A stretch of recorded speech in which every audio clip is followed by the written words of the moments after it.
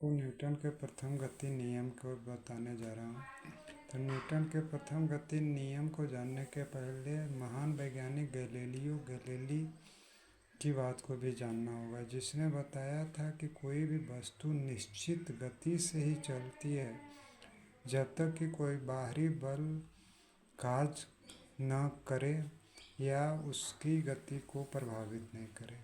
Newton का प्रथम गति नियम वाजिब में जो है वह गैलीलियो गैलीली के नियम का ही विस्तारित रूप है, और इस नियम के अनुसार कोई भी वस्तु अपनी प्रारंभिक स्थिति, चाहे वह विरामावस्था में हो, माने रुकी हो, या गति की अवस्था में या गति में हो, में ही रहती है या रहना चाहती है, बाहरी बल लग करके उसको विराम से गति में या गति से विराम में लाता है।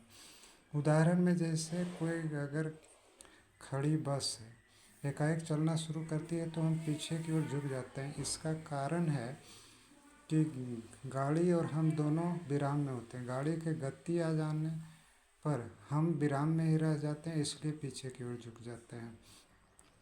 चलती गाड़ी के एकाएक रुकने पर हम आगे की ओर झुक जाते हैं, क्योंकि गाड़ी एकाएक विराम में आ जाती है, हमारा शरीर गति में ही रहता है, इसलिए आगे की ओर हो जाता है। पेड़ की डालों को हम हिलाते हैं तो फल या फूलों का नीचे की ओर इसलिए गिर जाता है क्योंकि डालों का जड़त्व अधिक होता है, वह तुरंत ही विराम में आ जाता है। लेकिन फल या फूल हल्के होने के कारण वो जल्दी वह गति से विराम में नहीं आ पाते, इसलिए अलग हो जाते हैं।